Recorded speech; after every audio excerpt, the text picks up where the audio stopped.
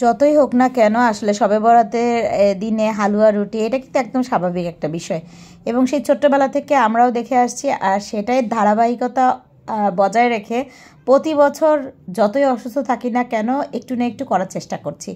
আসসালামু আলাইকুম, hello everyone, welcome back to my page, welcome back to my YouTube channel. যারা যেখান থেকে দেখছেন সবাইকে স্বাগত জানাচ্ছি আজকে আবারও একটা ব্লগ দেখার জন্য।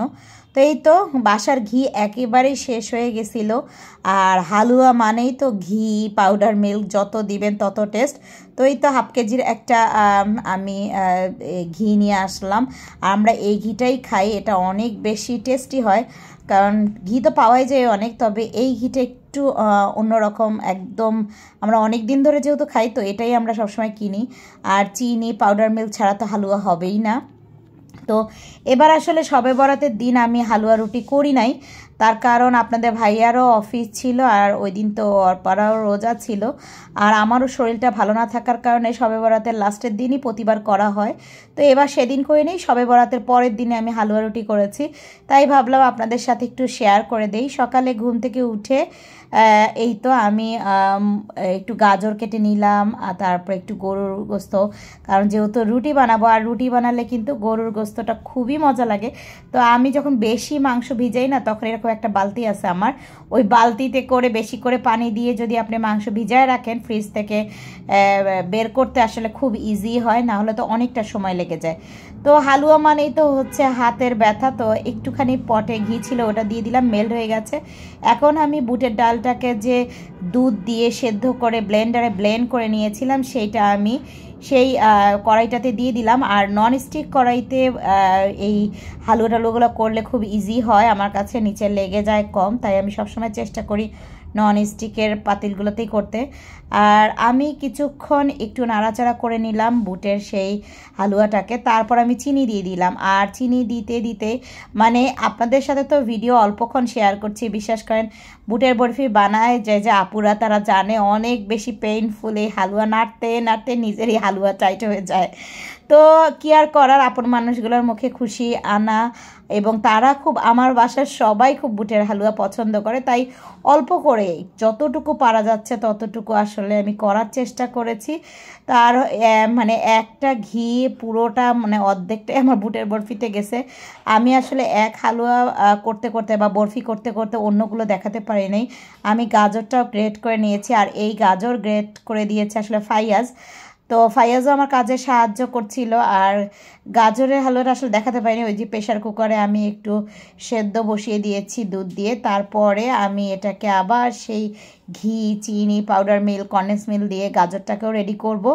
তো এছাড়াও আমার বাসায় যে আপা কাজ করে, আমাকে কাজে সাহায্য করে, আপা আসলে রুটিটাও আমরা বানিয়ে নিব। আর এটা আমি আপা আসার আগেই বুটের বরফিটা বানিয়ে নিচ্ছি, কারণ যেহেতু বুটের বরফি বানাতে সময় লাগবে, মাংসটা রান্না করতে সময় লাগবে, গাজরটাও রান্না করতে সময় লাগবে, তাই আপা আসার আগে এই কাজগুলো আমি একাই সেরে নিচ্ছিলাম এবং চটজলদি বানিয়ে নিচ্ছিলাম যে আপা আসলে পরে রুটিটাও বানাতে হবে, আপা বানিয়ে দিবে আর আমি ভেজে নিব।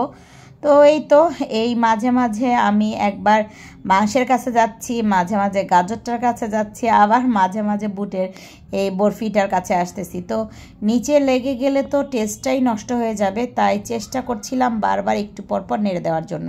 তো এখন দেখতেই পাচ্ছেন যে আবার একটু পরে আমি সব কিছু দেওয়া শেষ হয়ে গেছে। আরেকটা কথা যেটা বলছিলাম, আমি কিন্তু যখন বুটের ডালটা সেদ্ধ করেছিলাম তখন দুধ, ছোটো এলাচ, দারচিনি, তেজপাতা সব কিছু দিয়েই সেদ্ধ করেছি, তাই আলাদা করে এখানে আর কোনো মশলা আমি ইউজ করে নেই। যখন ব্লেন্ডারে ব্লেন্ড করেছি তখন আসলে ওই মশলাগুলো ফেলে দিয়েছি। তো এখন আর বাড়তি মুখেও লাগবে না, আর বরফি বানাতে গেলে মুখে লাগলে ভালো লাগে না। তো দেখেন কত যে ঘি দিতে হচ্ছে, আর ঘি দিচ্ছি আর একটু একটু করে নেড়ে দিচ্ছি যাতে করে নিচে না লাগে।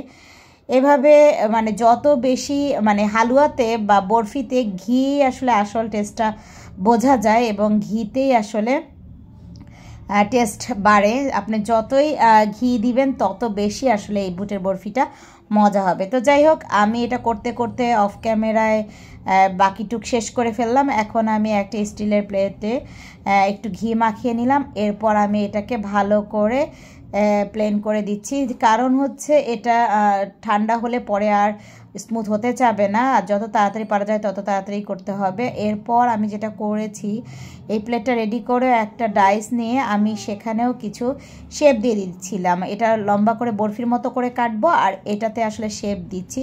তো এইভাবে আমি এগুলো বানিয়ে নিচ্ছি। আসলে শুধু বুটের বরফিটাই আমি আপনাদের সামনে ফোকাস করছি, বাকিগুলোও কিন্তু একসাথে চলছে। আর এভাবে বানাচ্ছি, মাঝে মাঝে আমি যে নাই হয়ে যাচ্ছি ভিডিওর মাধ্যমে দেখতে পাচ্ছেন, সেটা হয়তো আর একটা কাজে ব্যস্ত হয়ে যাচ্ছিলাম। সেই দিনের দিনটা অনেক ব্যস্তর মধ্যেই কেটেছিল, আর আমরা এটা দিয়ে আসলে ইফতার করেছিলাম সেদিন। তো এরপর আপা আসলো, কাই করলো, আর এখন এই যে আমি রুটিগুলো শেখে সবগুলো হটপটে রেখে দিচ্ছিলাম। আর আপাও যেহেতু রোজা ছিল, তো আপাকেও দিব, সবাইকে দিয়ে খেলে এমনিতেও ভালো লাগে। আমার ননাসের জন্য পাঠাবো। তো অনেকগুলো রুটি বানানো হয়েছিল, এই যে আরও বানাচ্ছিল, তো আমি এগুলো বানিয়ে দিচ্ছিলাম আপা, আর আমি সব শেখে হটপটে রাখছিলাম। আরও কি আয়োজন করেছি অবশ্যই ভিডিও লাস্টে আপনাদের সাথে শেয়ার করে দিব, যে আরও কি আয়োজন করেছিলাম। আসলে টেবিলে গুছিয়ে পরিবেশন করেছিলাম, সেটা নিশ্চয়ই কোনো একটা রিলস অথবা ভিডিওতে আপনাদের সাথে শেয়ার করব, অথবা কালকের ভিডিওতে। আপাতত রুটিগুলো সেঁকে নিলাম, আর এখন হচ্ছে কাটার পালা। তো এই তো আমি কেটে নিচ্ছি, আর ওইদিকে গাজরেরটাও রেডি করেছি। নিশ্চয়ই পরের ভিডিওতে আপনাদের সঙ্গে পুরো টেবিলটা শেয়ার করব, যে কিভাবে আমি টেবিলটা সেট করেছিলাম আর কি আয়োজন ছিল সেখানে। তো আজকের জন্য আপাতত এখানেই চলে যেতে হচ্ছে।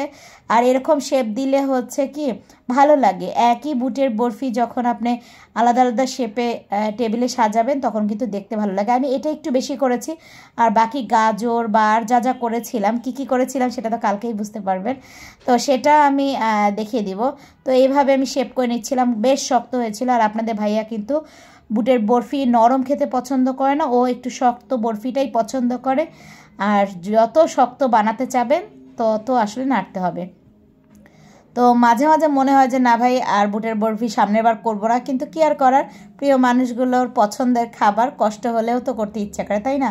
তো এই ছিল আজকের ব্লগ, এখানেই রাখলাম। আর আপনারা এবার শবে বরাতে কে কী খেয়েছিলেন, কার বাসায় কী রান্না হয়েছিল কমেন্ট করে জানাতে পারেন। কালকে দেখা হচ্ছে আবারও একটা ব্লগে।